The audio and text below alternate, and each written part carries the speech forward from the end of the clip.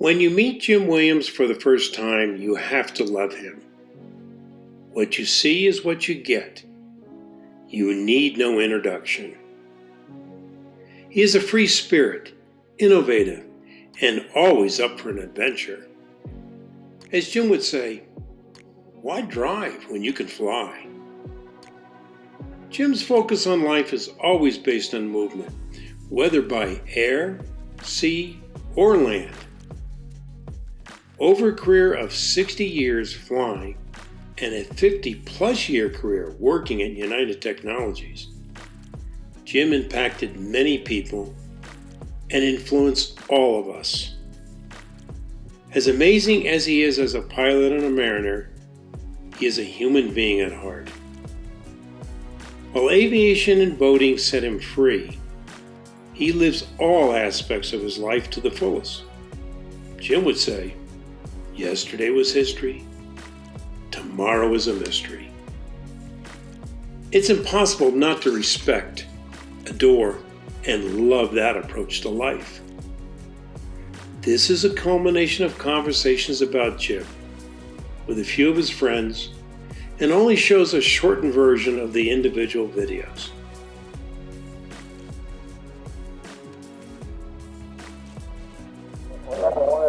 There was no fire indication or anything. Number one servo gave up. Yep. I don't know if I should have gone on the ground here. You did good, Jim. I don't know if we should have gone down.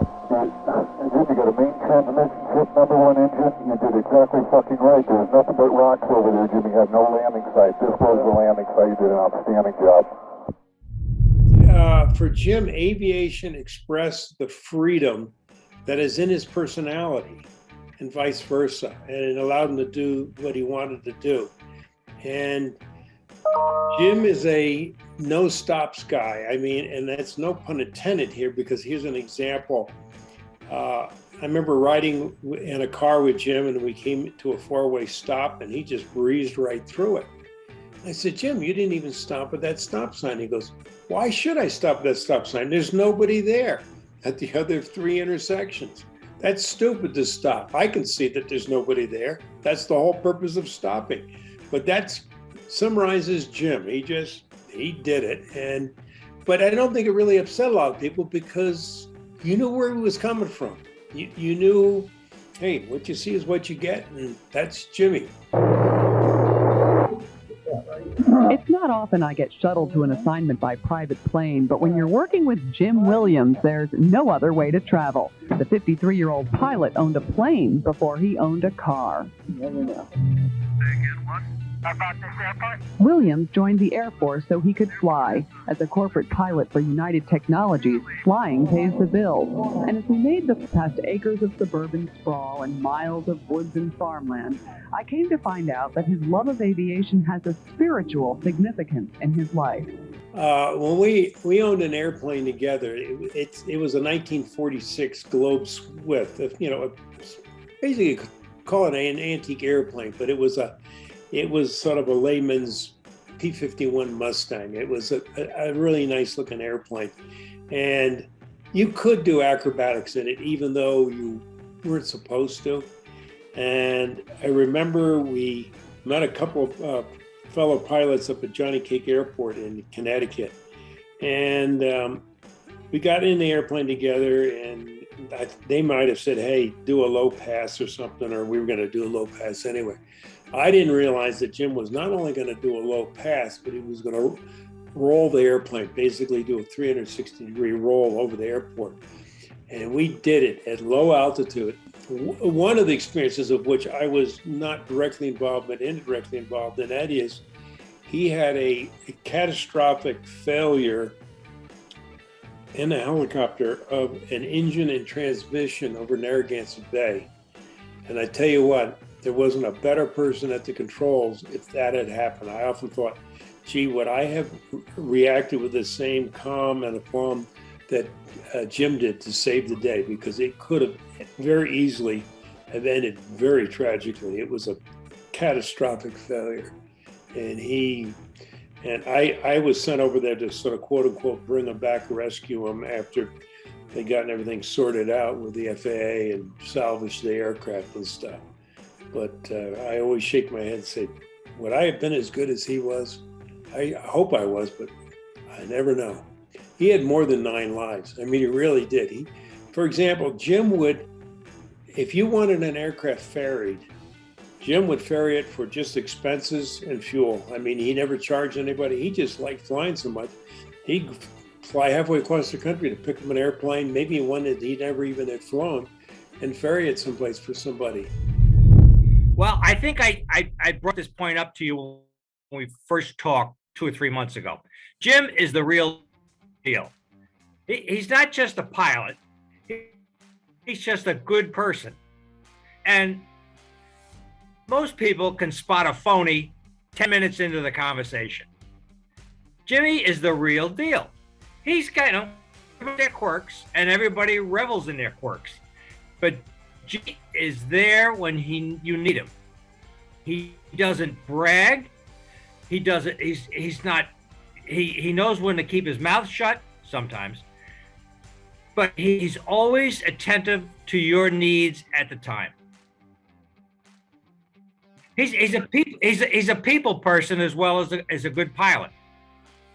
Jimmy knows what he's doing. He's a real pilot. We've all agreed on it. But he's very, very unassuming. And I mentioned this to you. When you show up to a big flight department, such as UTC when I got there was 45, 50 pilots there when I showed up. And I was the new guy on the block. So everybody's looking at me as if, who is this guy? Is this the base, or he's someone in, they just don't know you. And when I showed up, Jim Williams had his hand straight out, shook my hand, looked me straight in the eye and said, "Welcome aboard." We're flying along, going back to East Hartford, and I'm in the right seat, Jimmy's in the left seat, and he says, "Would you go back and get me a cup of a Coke? Get me a Coke with some ice." Yeah, I'll go back and get you a Coke. So I went back, and they were in the galley, and came back with a cup of Coke and ice in it, and he says, "Just stand there for a second." Okay, so I'm standing in the door of the cockpit. It's just Jimmy and I, and we're, I don't know, 15,000 feet. I don't know what we were. And Jimmy does a loop. A barrel. He rolls the airplane. And I'm standing there, and Jimmy, what happened? He says, "Well, I just rolled the airplane, and your Coke is still there." Well, that's Jimmy. That. Push the envelope. I don't know. The airplane was certified to do that. You weren't supposed to do that, but that was 35 years ago, and who cares? But most everybody did that one time or another because the airplane could do it, and everybody wanted to try it. And obviously, Jimmy had tried it before because the Coke, I didn't spill any Coke. Jimmy is Jimmy, and Jimmy is a good person. And I can't emphasize that enough. Okay, he's my big brother. And 4 years difference. He left the house when I went into high school. So he was gone. Well, the way I see it is that when he was 16, a friend of my father's took him up in a plane for his 16th birthday. Right. And that was it. Everything after that was flying. Everything. He went to the local airport, he did everything. He started getting A's at school instead of just hanging around. Yep. And it was always, that was it. Well, he said that when he got out of the service, he figured he'd go back to work for Pratt & Whitney, then they'd lay him off because there was no, he had the plane and his boss wanted to take lessons. So he's giving him lessons and his boss says, "Oh, they're looking for pilots over at the other division." And he said, went over there and they hired him. I knew that he was a kind of perfectionist when it came to flying. I mean, everything was there. And everything was flying. If he was coming over up to the Cape, he wouldn't drive. He'd fly, put the pontoons on the plane and land in the pond. or land at the airport. It was never anything but, if I'm going by plane, like that. So, and he took Vanessa up to Alaska for a month when they first got married. So that was interesting. But he kind of goes at a little different drum. He isn't somebody that's gonna try to really be your friend. He'll just be your friend. I mean, like all the pilots that he's trained and worked with and all that, they all say that he was a driving force that helped them immensely in how to fly and what to do and all that. But I do remember the first photograph I ever remember. I must have been maybe 3, and Jim was 7, or I was 2. And the photograph is the both of us in cowboy outfits in the mid-50s. And the story was that, and was true, that our parents wouldn't let us get out of bed at Christmas until they called us down, because he got me up that morning and we couldn't read the names on the presents, so we opened them all. So every Christmas we had to stay in our rooms until they called us down. And it was a nice little story. I can remember that. And that's the first picture of the two of us together. My name is Jeremy Jankowski. I'm the chief pilot for the corporate flight department for Raytheon Technologies, which was formerly UT Flight at United Technologies.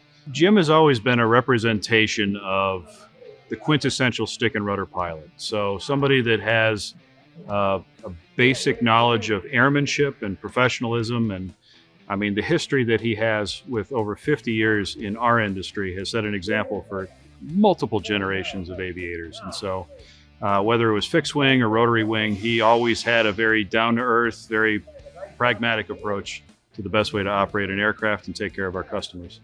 I think the thing that sets Jim apart is his passion. Whether it's aviation, where he clearly has more enthusiasm for every part of our industry, is unique at a level that I'd never seen in anybody else that I'd had a chance to work or fly with. Whether it's the airplanes, the helicopters, seaplanes, gliders, just the aviation community in general. He is so passionate about participating and being a part of that community. I think Jim's multi-generational approach to aviation, having seen the beginnings of our industry with the early parts of technology in either helicopters or aircraft, all the way through the most modern aircraft that we've seen when he left our corporate flight department, is really a unique mark. There's so few people that have seen such a transition over the time that he was working for UT Flight, and I think that's a really unique it's a really unique thing that he had the opportunity to see all of that develop over his career. I want Jim to know how much everybody in our industry respects his contributions, both as a professional aviator as well as just a contributor to the aviation community at large. He's been such a role model to everybody that he's worked with, everybody that he's mentored, and I think that as a legacy is something that he needs to be extraordinarily proud of. He's had a huge mark on aviation as a whole. Life's movements are unsafe. You walk, you can trip, you drive, you can crash in a car, you fly, something could happen. Fortunately, Williams has never had a major problem. Not bad for someone who commutes to work at Bradley Airport each day by plane. It's a lifestyle some have likened to the Jetsons. The garage is right off the kitchen where we sit here, and there's an airplane there. Yeah. It is the Jetsons. It is the Jetsons. Hey, George. Airport associations like Salmon River are rare in New England. It's the only one of its kind in Connecticut, and residents share a bond with other area pilots who often stop by for a visit. I hear an aircraft flying around here now. I sense we're going to have neighbors pop in. I moved to Connecticut and was not in the aviation industry, but was a pilot, did some flying, and all of a sudden the name Jim Williams popped up. And through the years, you've always heard Jim Williams reference to Jim Williams. And finally, in the late 80s, through a mutual friend, I had an opportunity to meet Jim, and we just really hit it off. And then as time passed, it was the early 90s when Jim and two other couples and Deborah and I at that point had an opportunity to come together to form the community that we all lived at in Marlboro, Salmon River Airfield. And the friendship just developed, it blossomed. Well, first of all, Jim is a genuine person. What you see is what you get with Jim. He's always been there. He's available to help. He reaches out.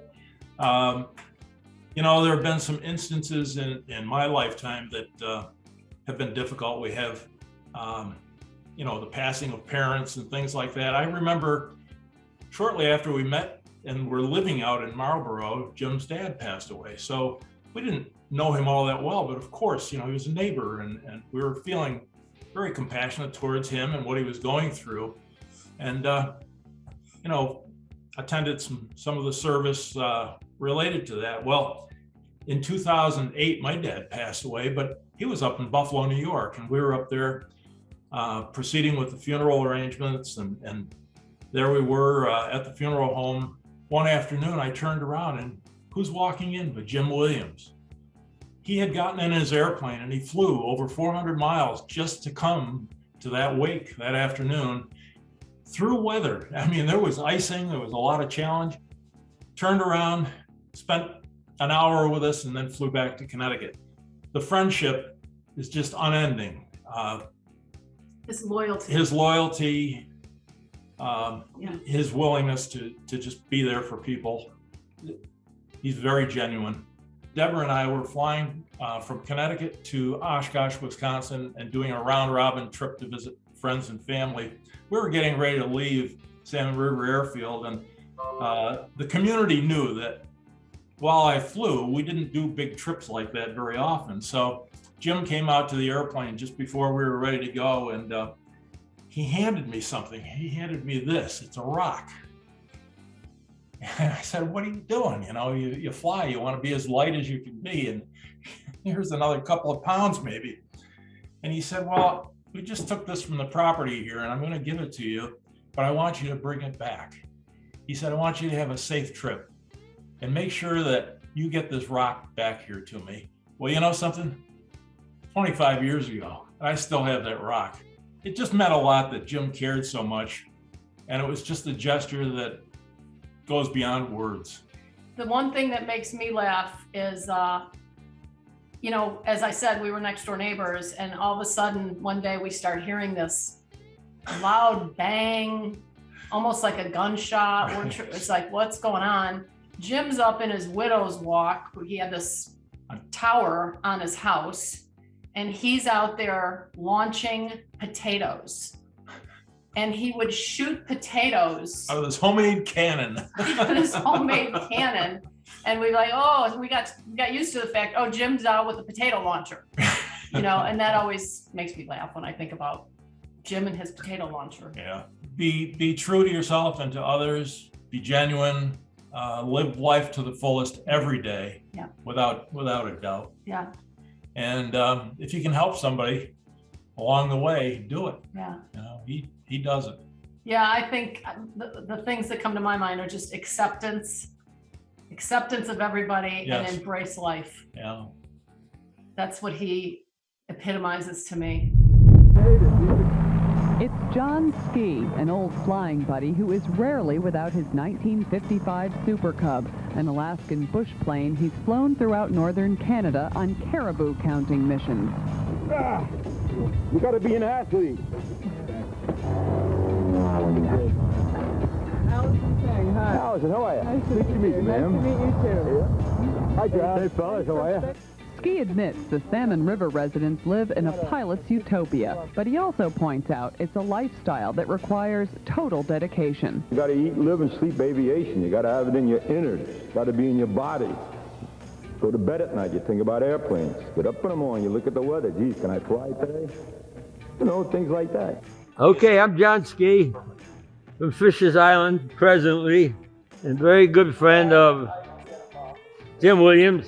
And we flew around a lot of parts of Canada, Labrador, and Quebec with that on floats. Jim Williams, extraordinary pilot, good, safe pilot, and all that. We had to take a trip from Chester, Connecticut, to southern Florida to an air show.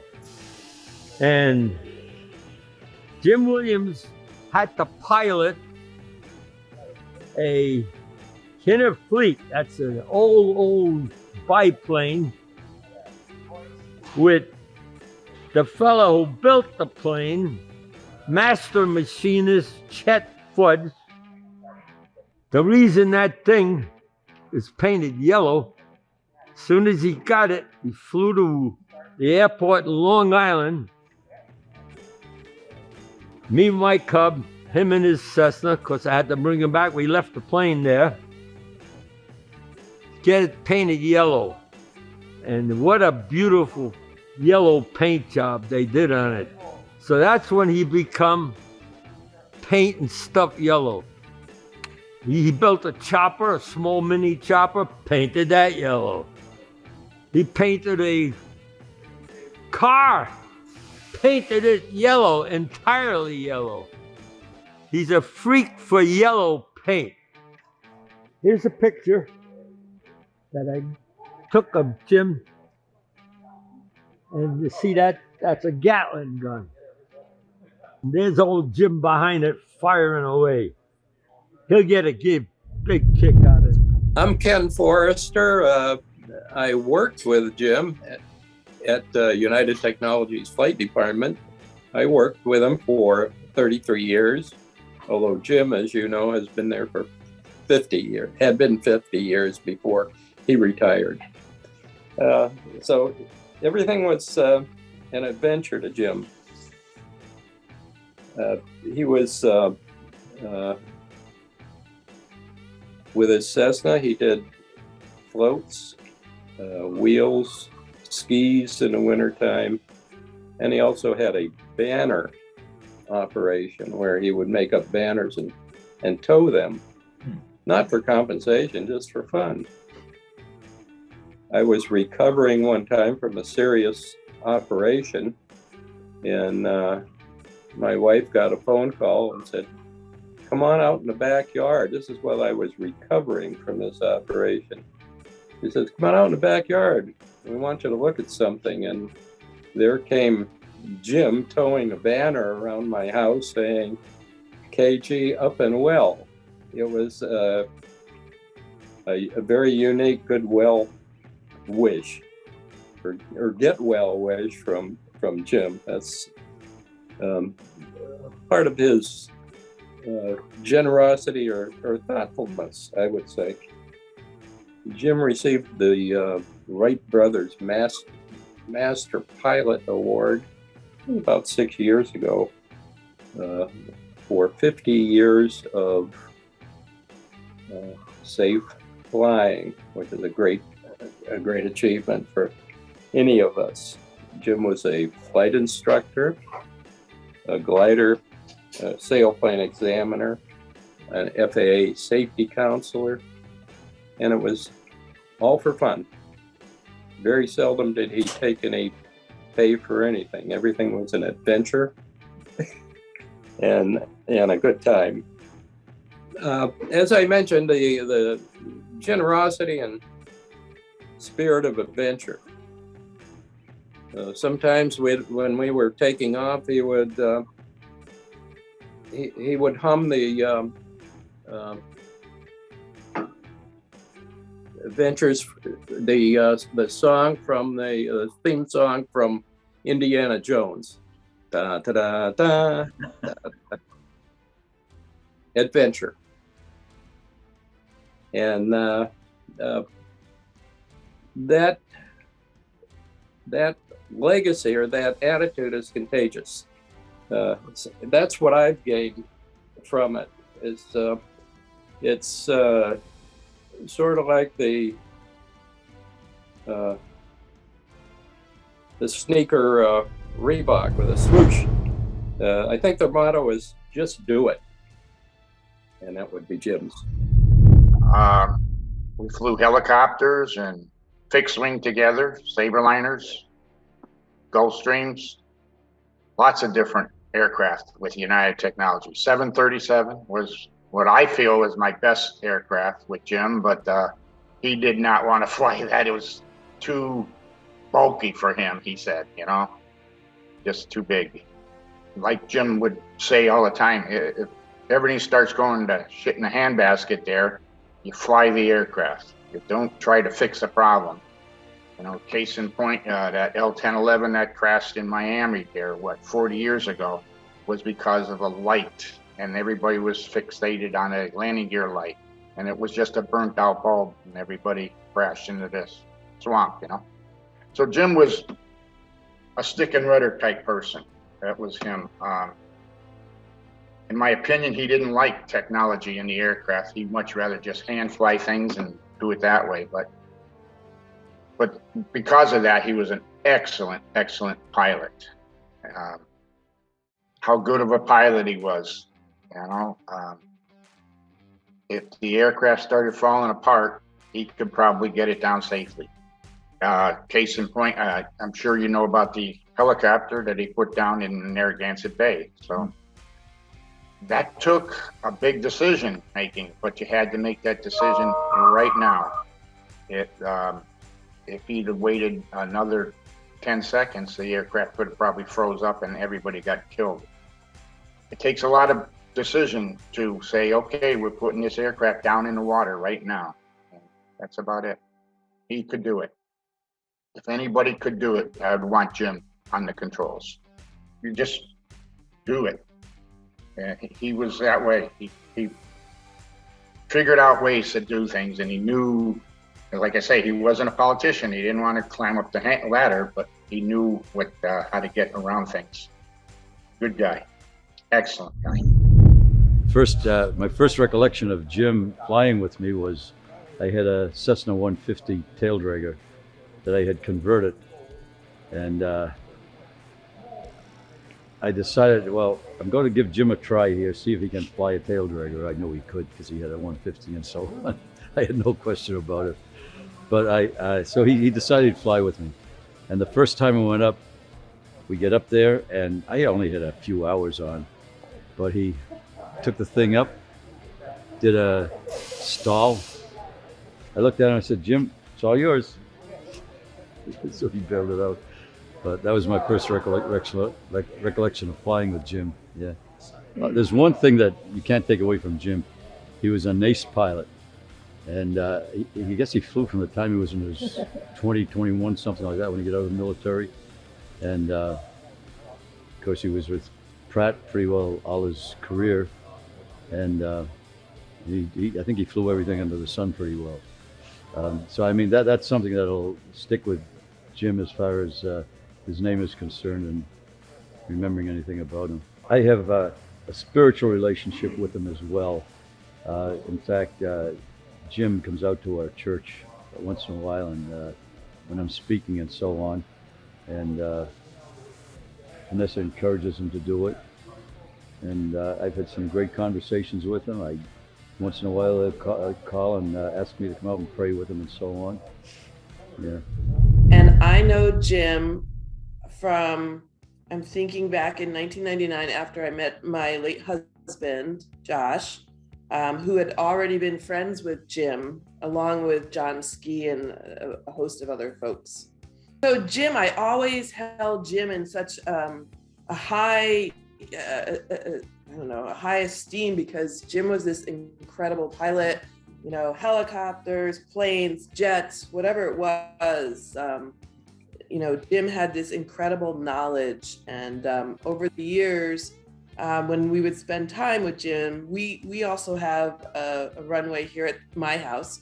So there was a camaraderie there of, having a runway in front of your house and having a hangar, and the camaraderie of just another pilot, and of somebody with just such amazing credentials, always caught me. And he may have been one of the first folks that kind of convinced me to get my instrument ticket.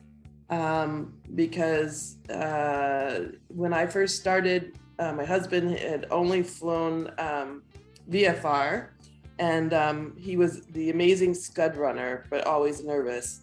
And I decided as an engineer that I wasn't going to do that. I was going to go up in the clouds. And I think Jim had a piece of that puzzle. My differentiator was I hadn't really met somebody who, I mean, yeah, I know people that do flying for a living, but Jim was so versed in so many different aircraft, from rotary to fixed wing to jet. He had mastered it all. And, I'm sure he had a gazillion stories. As aviators, we always have stories. And some of the stories that we have are of the, the sort of brown streaks in our underwear and kissing the ground when you get down. But Jim, he just had everything together, when he was flying. So Jim's a little stubborn, and not in a bad way, in a good way.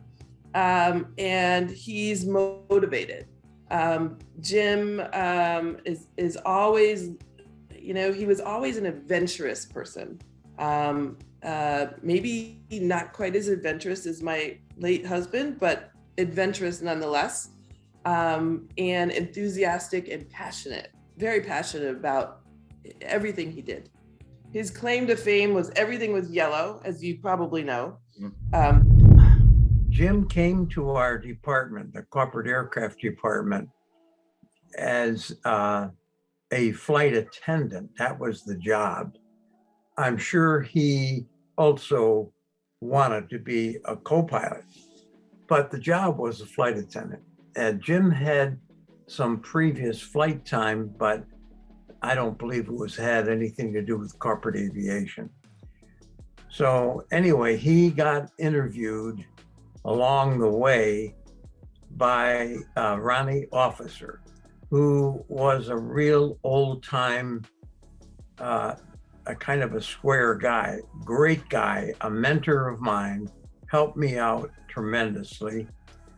But he played in the way he wanted it played. And he was very good at whatever he did. He was responsible for the back end of the airplane, for the flight attendant part. So during the course of the interview, they walked up to one of the airplanes. I believe it was the Jetstar. And Ronnie let Jim walk first, purposely. So Jim walked up the ladder with Ronnie right behind him. And Ronnie was watching him very closely.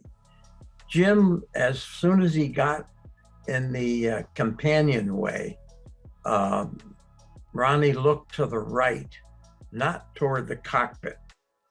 And Ronnie was watching him. And if he had looked toward the cockpit, that probably would have ended the interview right there.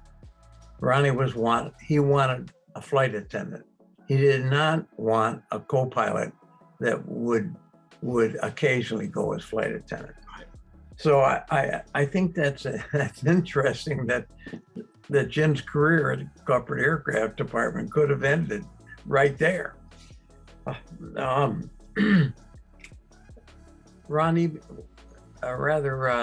Jim was a flight attendant, and occasionally, as time went on, he served as a co-pilot.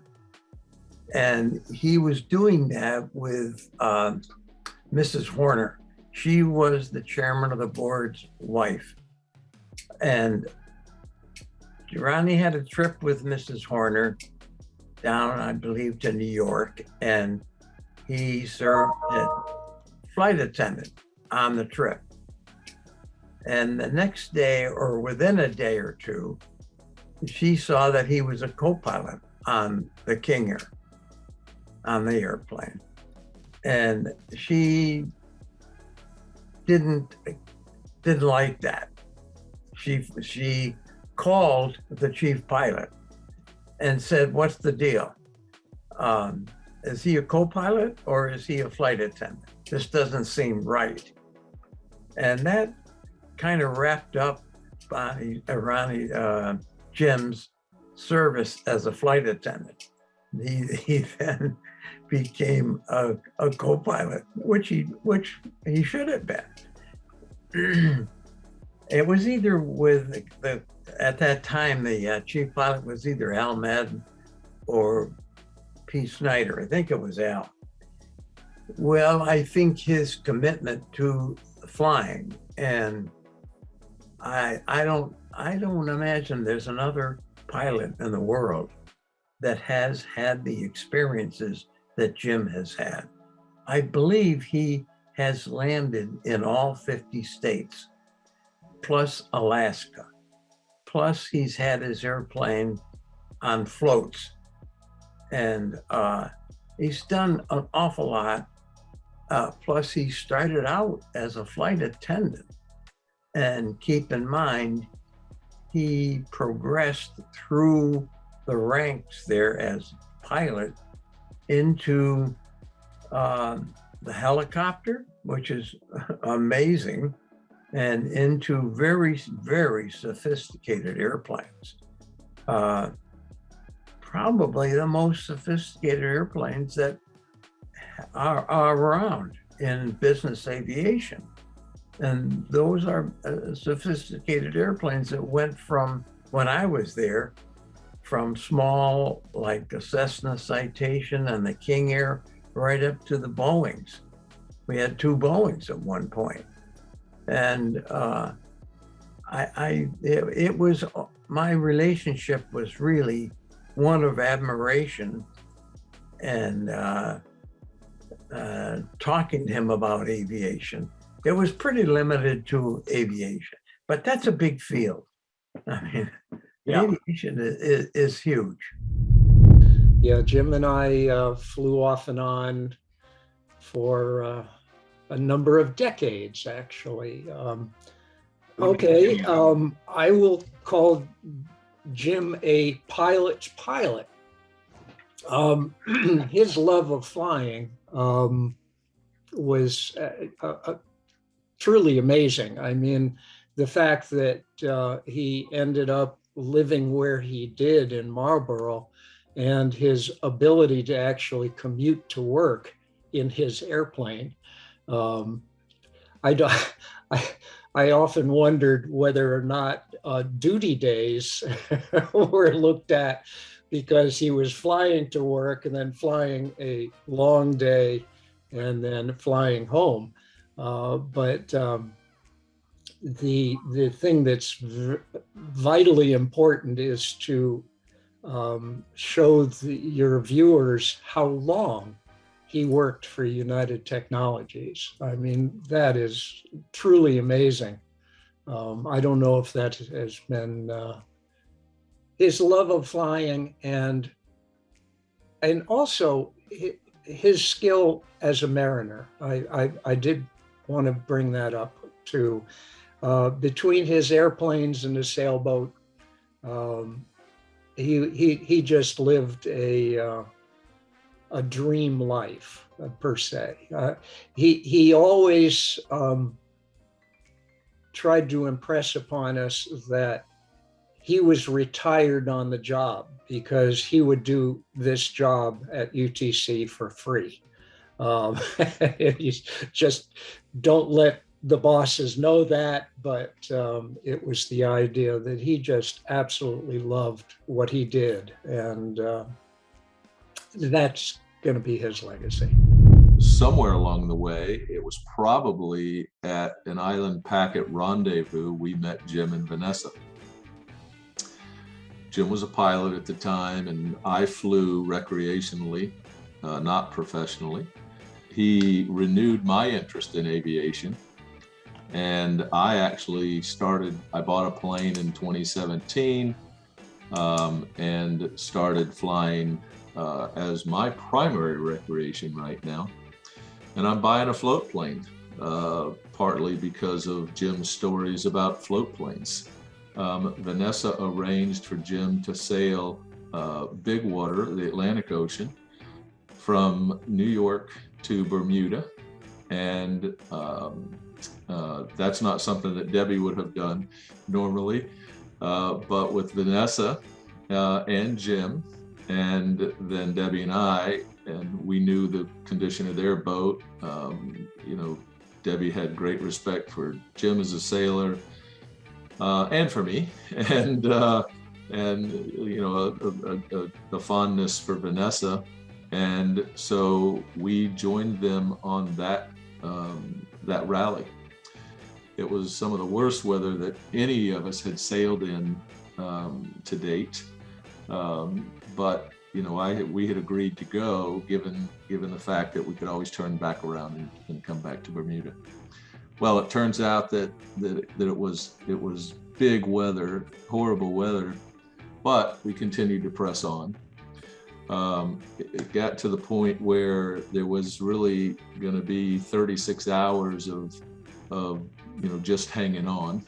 And so you know, we sailed the boat in tropical storm conditions back to Newport.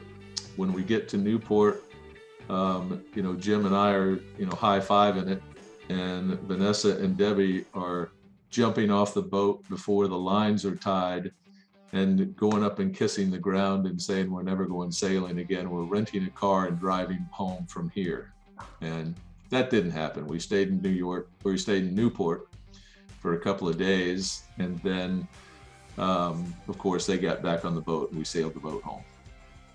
And the sail home was a Sunday afternoon, just a beautiful sail home. Well, I think Jim has lived a very long and full and exciting, adventurous life. And for that, I think that he deserves kudos. So when I worked at the flight department and I first met Jim, I would tell you that he was probably one of the most enthusiastic people when it came to flying. He loved to fly, anytime, anyhow. He was always good-natured. And I would have called him adventurous. His ability to take on anything at any time, he was always ready to go. And always with a smile on his face. But I had the opportunity to go sailing with Jim, and he embraced sailing the same way as flying. Every possible technical thing that he could absorb, he did. He knew how everything worked, just always ready to go. And there's no detail that ever missed Jim's scrutiny. Well, the most recent one would be the sailing trip where he had the latest equipment possible on his boat. And he would refer to the manual. He knew how it worked. He's explaining it to everybody. Never by the seat of his pants. He always knew what he was doing. I would say it was his generous spirit that embraced people and adventures. I met Jim back in '84 when he was towing the glider down to Palm Beach from Rensselaer Field. I knew the guy that had the glider operation, so I got to ride as a passenger in the glider for that trip. Jimmy would come down once in a while and just fill in for anybody that wanted to take a break or wasn't there. So he decided to take a flight on the glider with a couple of paying passengers. Off we go, and I dropped him off from Montana Airport at the Boynton Beach Inlet because the sea breeze front was working great, lots of lift, and that was directly upwind. So the glider would be pushed back to the airport, makes life easier for the glider. Well, on this particular flight, there was a big growing cumulus cloud and a lot of lift. When I got next to the cloud, I had 4,000 feet a minute climb. So we got to 5,000 feet in no time. There were about 3 dozen buzzards using this lift also. So I get to Boynton Beach Inlet and I drop Jimmy off like I've been doing all morning, turn around, head to the airport, and I see this cloud is behind me has grown so big, you got to go way around it, and it's large. It's between him and the airport, and he's now downwind. So I'm wondering about this. I hear him talking to Palm Beach Control. I go back and look for him. I can't find him. Now I hear him announce 1,000 feet, changing frequencies to land. No Jimmy. I can't see him anywhere. He's not on the intracoastal. He's not on the beach. He's not in a parking lot. Oh, what have I done to my friend? Drop him off downwind. So I go back to the airport, and there he is. What he did was he went straight west to get around the cloud and then went straight north and made it up to the airport. Just came in over the power lines at the airport and just skin of his teeth. I felt terrible. He never said boo about it. But he was a free spirit and such a healthy child. And that resonates on all of us other guys. We're the same type of blood brothers. In fact, I always thought of him as a brother, even more than a friend, except he was even nicer to me than my own brother was. He was just a real special guy. I'm very thankful to have known him. I'm sure glad I quit medicine for a while and got to meet you, because you led me to a lot of adventures I would never have found on my own. I went places, met people, did things, flew aircraft that were just really special. And the generosity that you've shown me, staying at your house and let me drive your 38 Chevy around and flying your airplane and teaching me stuff. And just being around you was just a blast. And he really has been like a great brother in so many different ways. Right. I'm Hayden Cochran, and I'm an island packet sailor, and I know Jim from our sailing community. He owns an island packet also. So that's our connection together. He flew out to our anchored boat in Watch Hill and decided to take us for a flight in his helicopter. And just a quick time when he made me laugh the most was we got in the helicopter, and this is a longer story, which I'll go into later, but we got in the helicopter. I'm in the helicopter with another guy who's, 225 pounds. Jim lifts off the helicopter, and we got the headsets and the microphones on. He looks over at the one guy in the co-pilot seat. He goes, "How much do you weigh?" Yo, Hayden, how much do you weigh? My God, you guys are too heavy. And he takes the helicopter, he jerks it around left and right. I think we're all going to die, right? And then he goes, "Hold on, boys." And he put that helicopter straight down and flew right down the runway like a maniac. And he goes, "We're going to go have a good time today." I'm like, are you crazy? But that kind of stuff is what Jim does. And it's just fabulous. It's really fun. Just as an incredible pilot and also an incredible person that loves Vanessa to death. I mean, he idolizes her to the ends of time. I mean, she's just wonderful for him, and he loves her more than anything.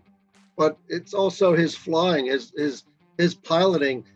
There's nothing better than standing in front of Jim's trophy case where he has 5 decades of airplanes, and each airplane or helicopter that he flew in order in a beautiful scale model, and he talks about each one of those planes. That is really moving. Every time I go to Jim's and Vanessa's house, I ask him to show me that case, and he presents that. It's really impressive. 50 years of flying, no crashes, no accidents, auto-rotated a helicopter down into the Hudson River, landed it. Amazing sure. Pilot. Oh my gosh, hands down, fondest memory. We sailed up to Watch Hill, we're anchored in the harbor. Jim calls me on the phone and says, "Hey, I see," because we had a tracker system, "I see you're in Watch Hill, I'm going to come down and pick you up." I said, "Okay, what are you going to do?" He goes, "I'm going to come down in the plane, pick you up. I know you like Block Island. I'm going to fly you out to Block Island, give you a tour of Block Island, and we'll go have some burgers out there." So sure enough, he says, "Walk over to the airport." I go over there.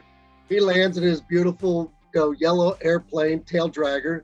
I get in, it's got a little stick there, fly out to Block Island.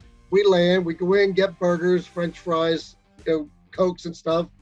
He takes me up again. We fly around over Block Island, which is my happy place in the world. Shows me the harbor and everything. It's just beautiful. He goes, "You know what? It's my birthday." I think it was his 65th birthday, actually. He goes, "Right. It's my birthday." It was about 2008, 2009. He goes, "Let's fly back to the house and get the helicopter out." I go, "You got a helicopter?" He goes, "Yeah, let's go back and get the helicopter." Okay.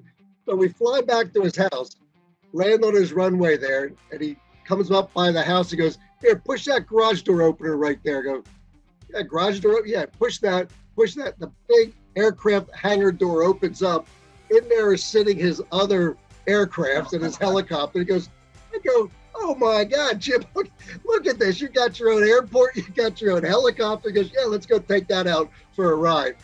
That was just the most awesome day. So we took the helicopter out, and that's when he pulled the prank on us, like flew it straight into the ground like we were going to crash. Right. And then he flew us back out to Watch Hill, landed there. I had to get some high octane fuel, and that was interesting. And then we departed, and he flew off, and of course had to buzz us a couple times in the harbor, and then off he went. Like, oh my gosh, what a guy! I mean, just what a pilot! Oh my God, Jim, I love you, buddy, and you are such a great pilot and such a good friend to Vanessa, and such a good friend to me. I really appreciate everything you've taught us and everything we've done together, and the flying and the sailing and the helicopter shoot. Don't forget about the helicopter shoot, Jim. Yep, he is. I mean, this guy lives, breathes aviation. Jim's just very, very interesting guy. You know, I mean, he had to be flying something every day, whether it was one of our airplanes or whether it was, his own, 180 or his helicopter or whatever. He just had to be in the air every day. Just a very, very interesting guy. Loves aviation, knows tremendous about it. He's very good, very good pilot, and so on, and I was lucky. I got to fly with him. I worked with him, like I say, for 33 years. And so I've seen everything about him. He was on the helicopter that we put in Narragansett Bay. And, this guy is amazing because, he's been flying so long and is a great helicopter pilot. And it's at night, he and Wes Smith were flying it, and Kurt Treichel was in the back, and a big explosion, big noise. And he said the annunciator panel lit up like a Christmas tree. So many warning lights are coming up. They said, but the only warning light he saw was chip light in the main gearbox. And this is, the airplane's coming apart. The helicopter was coming apart. And when you get a chip light in the gearbox, it is very, very, very serious. And all he did is tell Wes, blow the floats, and he went right for the water, landed the helicopter in the water, and saved those guys' lives. That thing, if they waited another minute or two, it could have been too late. So, just very, very good skill, very good knowledge. He knew how to fly. He knew his airplanes and the helicopters. So you got to appreciate a guy like that. Probably 5 or 6 years ago, he actually was, I was living in Florida at the time. I owned a Very Easy, which is a little Burt Rutan experimental airplane, and I was big into. I have been always big into flying, and was at a pancake breakfast and was just talking with people about me flying my plane back up to Connecticut, and he's like, "Oh, I know someone up there. You need to give him a call, Jim Williams." And I got his phone number, and was like, "Oh, okay, that's cool." And he had some stories of just knowing him and knowing that he flew down in a 180 from Connecticut, and that if I was going up there, I really needed to meet him. So while I was in Florida, I gave him a phone call and just started talking to him. And like everyone in aviation, or all the good people in aviation, he kind of was very friendly. Wanted me to come visit whenever I was up and to give him a call. So when I moved up to Connecticut, I went over to his place and met him and saw his house on the airport, and kind of became friends since then. So he kind of welcomed me with open arms and said, "Have you ever flown a 180?" I'm like, "Nope." He's like, "Oh, you know how to fly tailwheel?" I'm like, "Yeah, yeah, I've flown, a lot of different tail wheels. He's like, all right, well, you can fly this. And, did a quick checkout with Walt, and then I go fly with him and kind of be a safety pilot. What was really funny is flying, I do the radios, and he was so well known that randomly flying around Connecticut, talking with air traffic control, talking with Bradley Approach, you'd get, one of the older guys that'd be like, 180 Juliet Whiskey, is that Jim's plane? He knows that I'm not Jim. He doesn't recognize my voice, but he knows the airplane because of Jim's reputation of flying around all the time. Him encouraging me that it's like, numbers don't matter. You just fly everything and anything, and he kind of just normalized it where it's just like, yeah, anyone can fly, anyone can, get a job, doing whatever you want. With his encouragement, joined the Air Force Reserve, which wasn't just solely him, but he was kind of there for a part of the ride. When I met him, I wasn't flying anything big, and when I was flying, I think probably his Cessna 180 was the biggest thing that I had flown. And then slowly over the last few years, I started flying with the Air Force. To now, I'm flying the biggest airplane that the Air Force has. And gosh, I wish I could get Jim on board that because he would love that. He would dig that. So he's as genuine and down to earth as they come, and he sees right through to the person. He keeps it simple. He doesn't get into drama or anything. And gosh, he just looks at the world differently. He's Jim. He should have his own section in an encyclopedia. Jim Williams. He told me a story one time. He said he was going down to meet Vanessa's family, and he was a little bit lost. And he says, and I'm driving along, and I'm trying to figure out where I'm supposed to go, and I don't know where I'm going. So I stop at this store, and I said to him, I'm trying to find this place. And he said, oh, okay. He says, you want to go down the road about 2 miles, and then when you see the black church, you want to turn right. And he stops and he goes, wait, who would paint a church black? And he truly, that's how he sees the world, and it's like, who else is like that? That's how we should all be. There's a picture I have there of him sitting on an old wall overlooking the Coliseum with Scruffy sitting next to him, and they're consulting about the map and which way to go and stuff. And it just looks like, it's like this looking off into the distance and the two of them hanging out. And I swear Scruffy was alive then, because Jim made him alive. Time I met him, he had a Swift, Globe Swift, with, I believe there were 2 other partners with him. And he finally went on his own, and he was able to get the Cessna 180. And I remember when the story goes, and he's told it to me a few times, the airplane was white with a yellow stripe. And he said he told when they rebuilt it and they would put it into the paint shop, he said, anything that is yellow, I want white. Anything that is white, I want yellow. And that's what he ended up with. And he always loved that color, What was it about that color? It was something about, it's a visibility thing, So the Navy used to have all yellow aircraft at one time, World War II, vintage stuff. And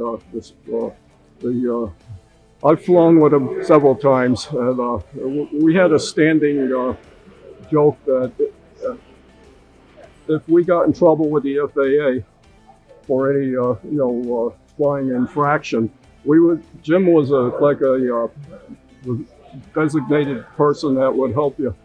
And so we would always hope that if we got violated, we go see Jim and we get remedial training, which included a ride in the fleet biplane, or I've flown them all, not for remedial training, but as a friend.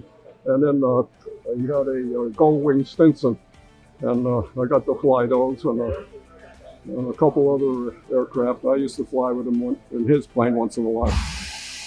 What did you learn from him when you were flying with him? I wish I had a Well, wealth of knowledge of aviation. it was, What did you learn? A few things. it was like when I flew with him, I was like kindergarten talking to the PhD. I mean, he was very knowledgeable and very, very, adept and smooth at whatever he did. I mean, aviation is Jim Williams, basically. I was always on a professional basis with him, so, I mean, he would joke, but because when we were together, except for off job, he was very professional, and I had to be professional because we were always doing, we were always in the air when we were, but he would come up with something and, you would laugh. I can't think of any right now, but it was just Joe. But the nicest thing that he did for me is he made a wish. He made it possible for me to make a wish come true. On the Salmon River, there was a lady I knew. She was like a second mother to me. And I used to always go down and visit her. And she was sitting there. We were having lemonade and sweet tea. And she said to me, she was like high 70s, almost 80s. She goes, Jim, I wish I could. And an airplane went by and she was looking. She says, I wish I could see my cottage from the air. And I said to her, I might be able to make that happen. That night, I called Jim. And I said, Jim, here's the story. She's on the Salmon River. Could we give her, when you want it? He said to me, when you want to do it. Tomorrow morning, I'll meet you at Goodspeed Opera House or the airport. I picked her up. We went down there, put her in the airplane. And the time she got in the airplane, she was smiling. They were talking like peas and carrots. Flew up the Salmon River. We spotted the cottage. He did a flip at Ted Hilton's or Frank Davis at the time, came back, did a nice low pass. She was so happy. I was taking pictures. They were up there talking. Back to the airport. She talked about that for the rest of her life. And that made me, you can't, how can you beat that, So like I said, that aircraft behind me, November 180 Juliet Whiskey. When I open that cabin door, I don't just see a cabin. I see a million smiles in that cabin. And I can say that just from my own experience. My wife flew in it, my son, my daughter, me. And that's what he did. He made smiles. And Jim, like I said, you're a great person. And I can't say anything bad. It was a beautiful. You made my aviation career even better. You were the cherry on my aviation career. So good luck, and you're a legend. He gets a lead on an older airplane like mine that had not flown in 10 years. It was probably someone stopped flying, but it was up in the Canal District up in Syracuse. And it was on its own little airstrip, a private airstrip, but it hadn't been used in 15 or 20 years, and the trees were closing in on the void to land with. So on the paperwork that he produced, it said, do not attempt to land. This is not a usable airstrip. This plane will have to be purchased at auction, unwinged, and you have to carry it out and repair it. So my wife Nancy's happily in the back, and we fly up there, and he says, you're supposed to land at an airport 10 miles away, and a limo was going to take you into the auction. He says, the heck with that. He says, you mind if I make a low pass on the landing strip? So I says, no, it's your airplane. You're the best pilot I know. So he lines up with it, treetop level, and going along, and there was a little grass showing through the trees. There was a windsock. He was going the right way. And he says, gee, they got a live windsock. That's kind of an invitation to land. There was people meandering on the, walking with their kids on the airstrip. So he made a quick turn. He says, I'm going to make a run at it. Well, this airplane has 36 feet and he's got extensions. So let's say you're a little short of 40 feet of wing. There wasn't a 40-foot space in those trees. So being a Sikorsky helicopter pilot and all this other stuff, he used everything he knew. He came up on the trees and he kind of lugged it along, and where that void was, where the airplane was showing, he turned it on knife edge swooped down into it, rolled it on. And about 50 people were cheering and jumping for joy. The owner that was selling the airplane, they knew they were going to get more money for the airplane because they proved that they could use it. Excuse me. Takeoff was a little bit more strange. We got rolling the airplane and got it up to flying speed, 2 notches of flaps. He flew the length of it till he got to the 100-foot cut of the barge canal. When he was over the water, he just laid it back and brought it almost to stall, leveled it off. And, you know, it was kind of a pucker moment. But he did a lot of very skillful things. Well, you know, whatever he flew right to the limits of parameters. You know, you flew right to the never exceed speed, or you flew it slower than what it could possibly fly. And he showed me a landing one time. He says, "You want to go for a ride?" The company secretary does not want to wait for the ferry, the boat, and another airplane to take her home. She needs to be picked up from Nantucket. And I guess they got along pretty good. So she says, "I'm going right now. You ready to go?" I says, "Yeah, I'll hop in." So I hopped in alongside him, and he was like, 1,000 things popped in his head all the time, you know. Hey, he's talking to the controller at Martha's Vineyard, and we were headed for Nantucket. We were off the southern beach, Martha's Vineyard. He was with the controller. So he cancels his flight following with him.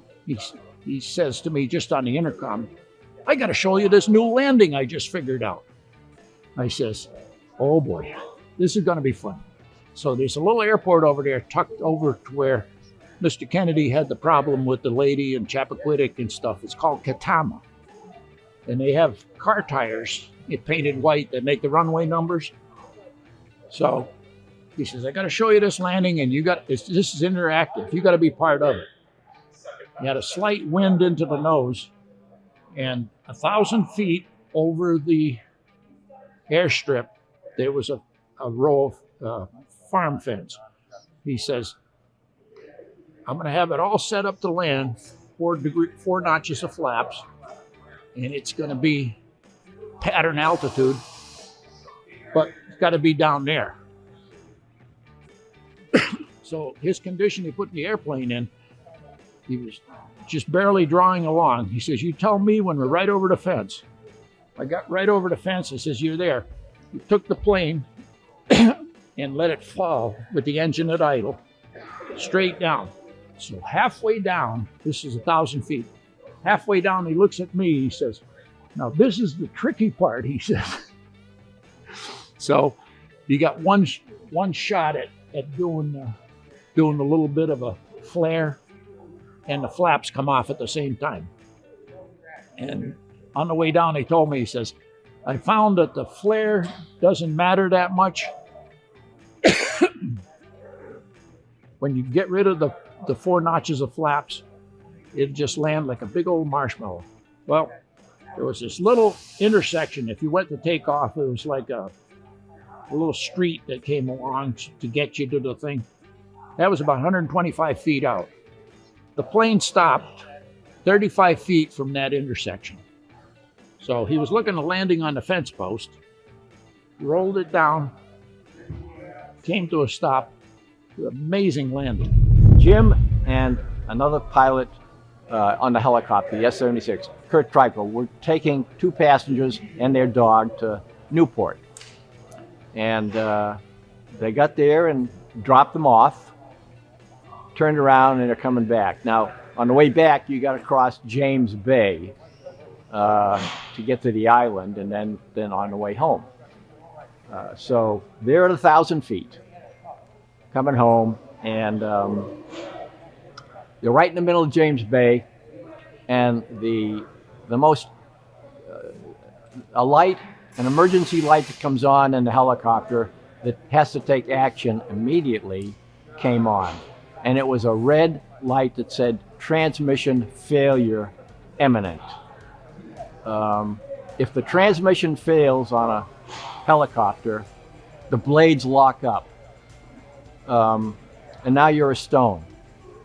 So you got to get it down immediately, no matter where you are. The emergency procedure says if you're over mountains, trees, lakes, wherever, it goes down. Because if you don't, while you still got those blades auto-rotating, the transmission hasn't locked it up yet, get it down. There's no power to the blades, but they're auto-rotating. As soon as they lock up, it's a stone. So when it happened, Jim knew what to do right away. Started bringing it down. Kurt Treichel deployed the floats, and he put it on the water at James Bay perfectly. And it stayed there and floated, and tugboats came out and to rescue, everyone sees this happening at the docks. And they came out and got him off the helicopter and got a tugboat to hook on to the nose and pull this thing back to the dock and send it back to Sikorsky. But that was the talent, no hesitation. Had you a split-second hesitation, and we might have lost that helicopter. You got auto rotation down to about 50 feet, then all of a sudden it locks up and it's a stone. Jim had a talent for it. He loved, I don't know another person that loved to fly as much as he did. If he could live in an airplane or a helicopter 24 hours of the day, that would be Jim. He wouldn't even need to eat. He would just want to fly. Flying fed him. And his talent was enormous. Mark DiTomaso. I know Jim. Well, the way I met Jim was I went into the Marlboro Bakery and I seen a picture on the wall, and it was a guy standing next to his little two-seater helicopter. And I'm like, to the lady that owns the bakery, I was like, who is that? She's like, you don't know Jim Williams? I go, no. I go, I've always wanted to fly helicopters. I'm going to hook you up with him. So that was where it all started. I've learned on the helipads on the Hudson with Jim. We've landed at John Ski's in his front yard between two pine trees. I mean, he's just taught me a lot how to respect and handle the aircraft. And then he says, well, I bought a house on the airport. So he says, you got to get a fixed wing. I go, well, I'm not really a fixed wing guy. He goes, you live on the airport. You got to get a fixed wing. I go, okay. I found an airplane in Sedona. Beautiful airplane built for a Microsoft guy. I said, Jim, it's out of my budget. He goes, I said, I'm going to offer this. He's like, you'll never get that. So I call the guy. I said, beautiful airplane. I said, but I can only pay this. He goes, well, I'll call you back. Jim looks at me and he goes, you're never going to get it for that money. I go, well, then it's not meant for me. A half hour goes by, Jim goes home. The guy calls me and goes, okay, if you can make it happen next week, we'll do the deal. So I called Jim up, and the first words out of his mouth is not hello. So we're going to Sedona. I go, yes, we are. And me and Jim flew out there, checked it out, we flew it home. Well, I think Jim and I are pretty similar, I think, in a bunch of ways, actually. He's a big adventure guy. I'm a big adventure guy. And actually, our first adventure was maybe a little bit more than he wanted to get into. But I bought this airplane, and he was not sure he wanted to bring it home with me. So I jumped in the plane with him. We were flying down to West Palm for he was doing recurrent training, I think, on an airplane. So we're flying down to West Palm. We're going over the Chesapeake Bay, and he looks down. And he's like, I want to buy a sailboat, and it's here. I don't know how to get the thing home. And I'm like, I've been sailing my entire life. He's been flying his whole life. The guy's the most proficient aviation guy I know, but I can sail. So I said, all right, Jim, here's the deal.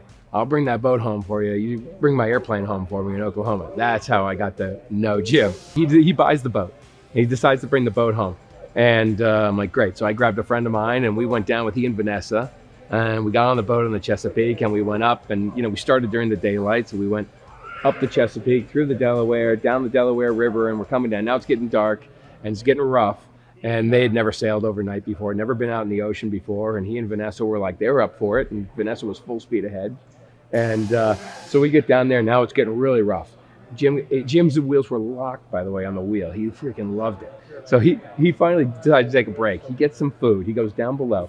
When he comes back up on deck, there's a huge tanker next to us. All you can see is steel for 1,000 feet in each direction.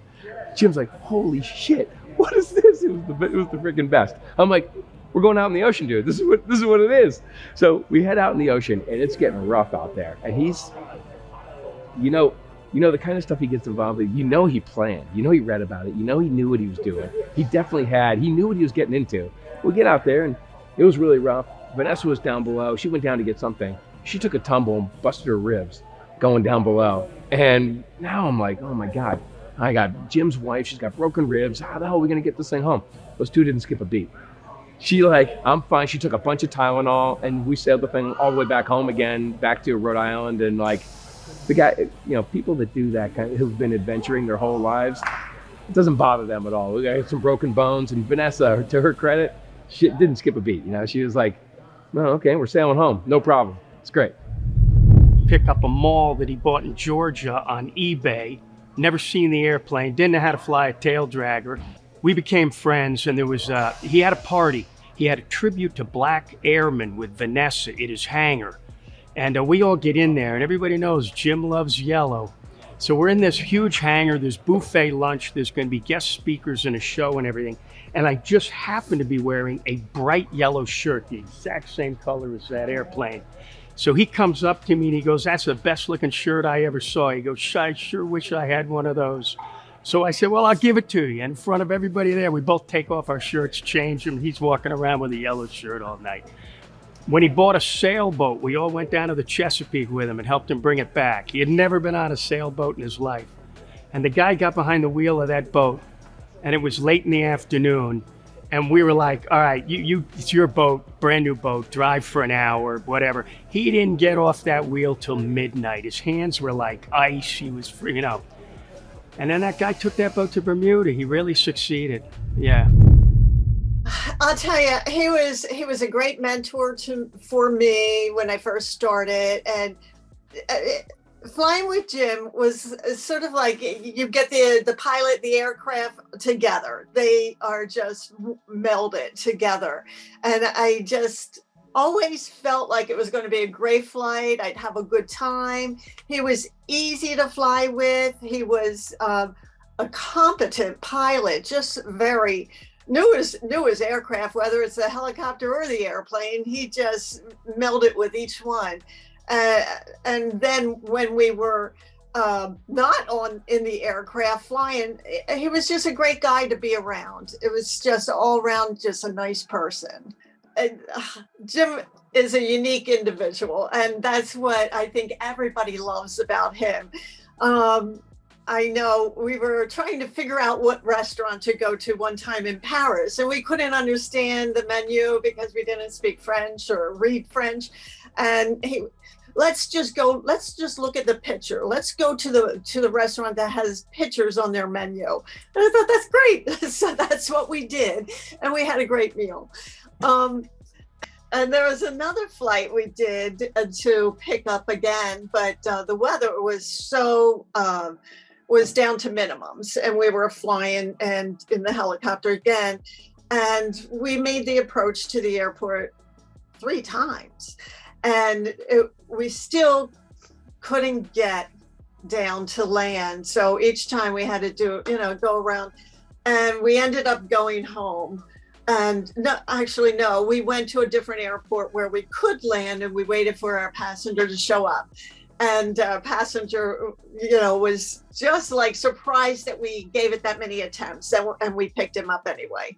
And so again, and Jim was kind of like, oh gosh, I'm so sorry we couldn't pick you up. And our passenger was actually laughing like, I didn't, I'm surprised you did it made so many attempts. So it was a good time.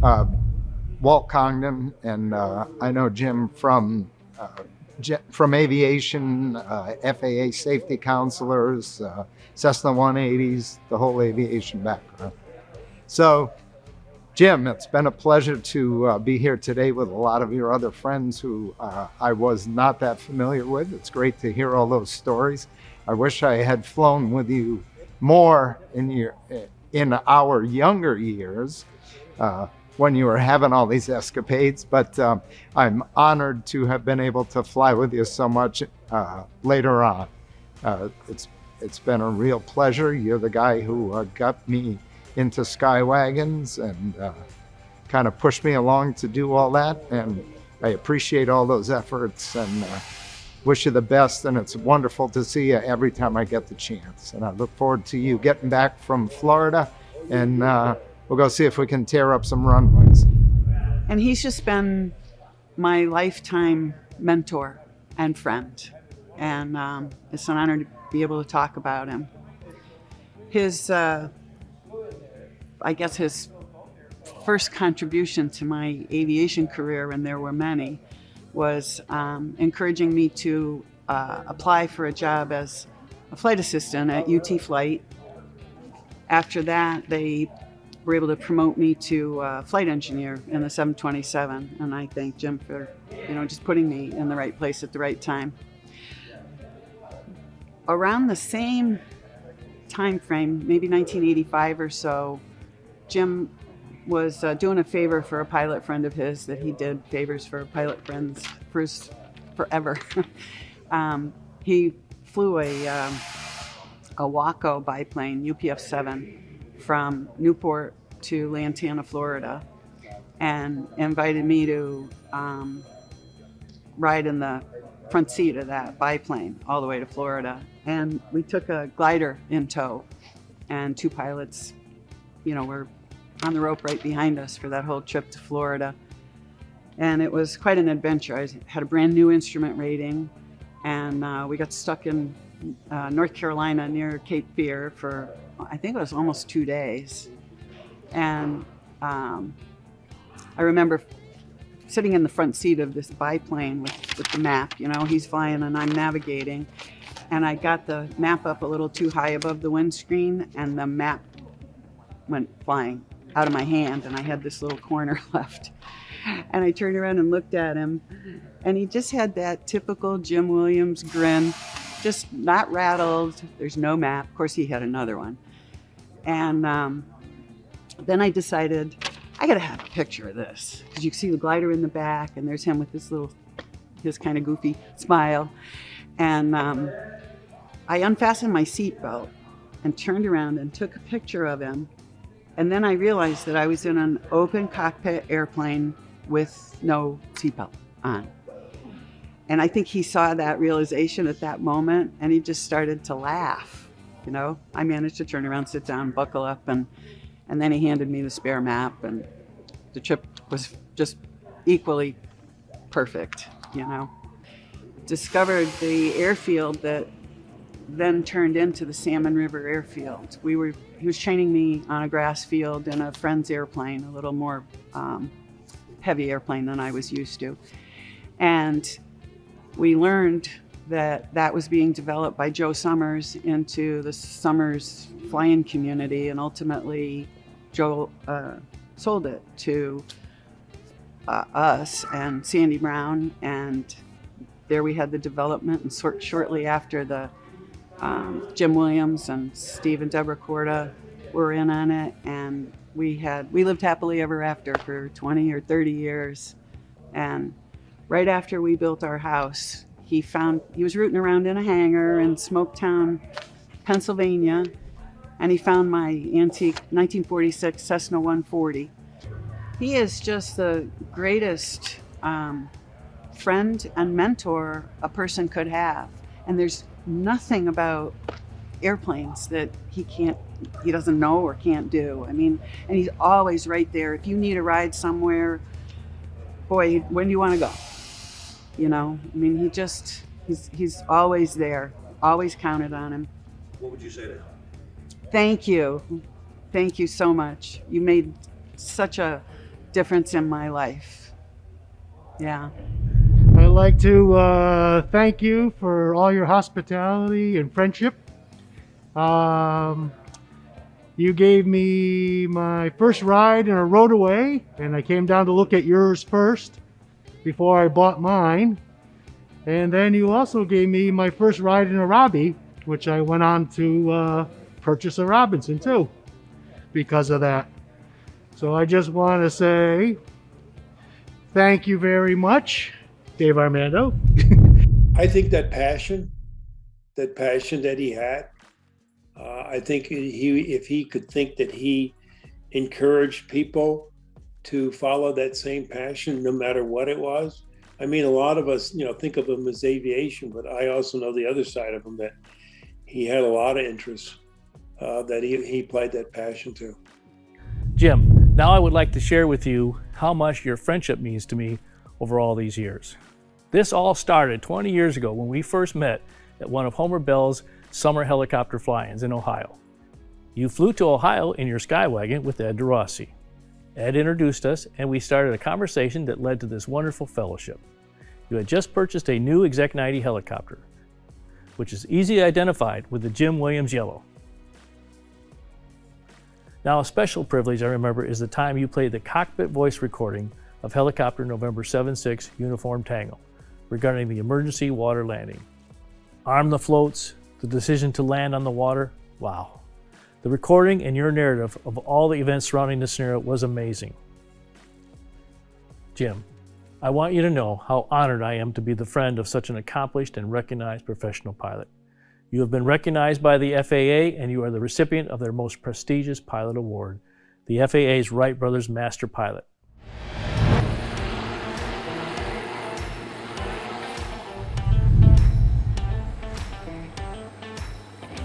Jim is a kind, gentle, and passionate soul. He's always loved life and supported people, always willing to help people and go that extra mile. Jim, we're all here to support and guide you as you have done for so many of us.